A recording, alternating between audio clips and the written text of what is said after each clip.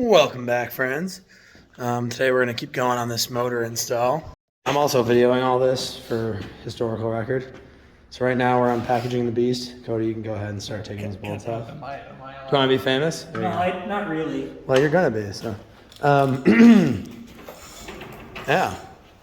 So it actually came with exhaust gaskets. Oh my God, it came with intake gaskets too? Dude, this came with like... It should have come with everything to put it together, right? This came with like $100+ worth of gaskets. Well, that's just good. You probably paid the $100+. Oh yeah, sure, but I mean, but I bought them thinking I needed them. Is what I'm getting at. So what we're doing right now, kind of getting the motor unwrapped. I put it in the knock sensors, made these silicone dams. Look up the TSB if you don't know why we did that. Put some sensors on, all that kind of stuff. And right now, we're installing the harmonic balancer per their instructions. So I'm going to mount you guys up here on the table and go from there. All right, don't be confused. In the background, you'll see a truck that is not mine. So don't think that I swapped trucks here real quick. But help if I had the bolt. Seems logical. Okay, so we stick the bolt in there. Tighten her all the way down. And then I have I should have the flywheel strained, hopefully well enough. And there's a card over here that actually gives you the torque specs.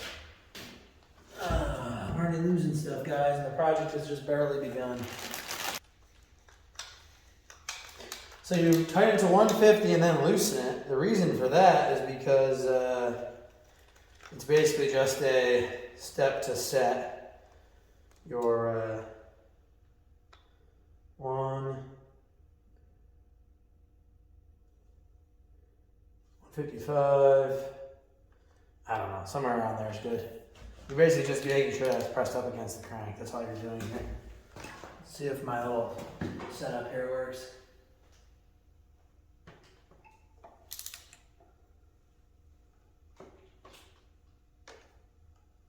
So far, so good. It's holding. And actually, that's the highest torque spec, so it should have 140 degree might be higher. Okay, 150. Then we loosen it. Ah, crap. I might have to get the impact to loosen it. Because I don't have anything holding the flywheel the other way. So now we go way back down to 50 Newton meters. And you do a 140 degree turn, which we'll eyeball. Not closely enough anyway. 50 Newton meters. It's about there.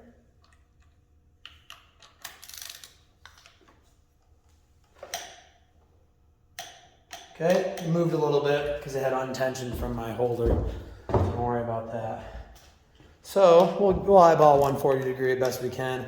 You know, there's probably some foot-pound rating that you can convert 140 degrees to for the thread pitch, but honestly, not too awfully worried about it because I don't really think these harmonic balancing bolts need to be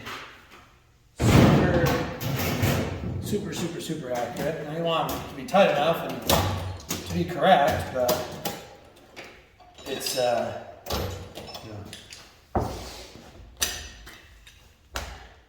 So what we're going to do 140 degree. So that's about level, so we'll go 90 and then we'll add on to that. It'll be a little bit weird here on this pallet, but we'll do our best.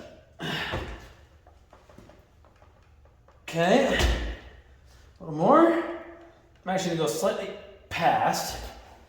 So that's about 90. And about there. Now what I'll do, I'm gonna mark 2 marks on the bolt head, and I'll do about 40 degrees. And I'll just follow it until the bolt gets to where it needs to be. Make a mark here, make a mark there, and then you figure 45 is, so we'll mark 90 for the hell of it, you figure 45 is right in between, so we'll go a little bit shy of 45 and we should be golden. Anyway, this is not a torque spec for the week of mine or physical body. We're also tipping the engine on this pallet, so yep, that's perfect. All right, so I'll show you what I did there.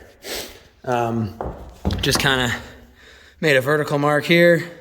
Then this mark used to align there. Now it aligns in that first mark, which is about 40 degrees.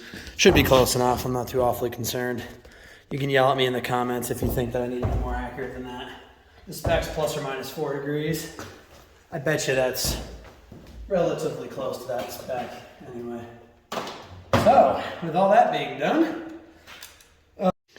so the next thing we gotta do is prime the oil pump. So you basically take a weed sprayer, which is brand new, so it doesn't have weed sprayer stuff in it. You hook it up to this fitting on the side of the oil pump. Your oil goes in there, and it just fills the whole oil pump, so that when you start the engine, you basically, it's like you just did a regular oil change, not like a fresh engine. So I might just tape that trigger open. I don't know. I might have to pressurize it, fill it, pressurize it, fill it. I'll figure all that out, but that's the next step. I don't have oil, though, so I'm going to have to show that next time on the next video, potentially. Anyway, guys, thanks for watching. God bless America, and I'll see you in the next one.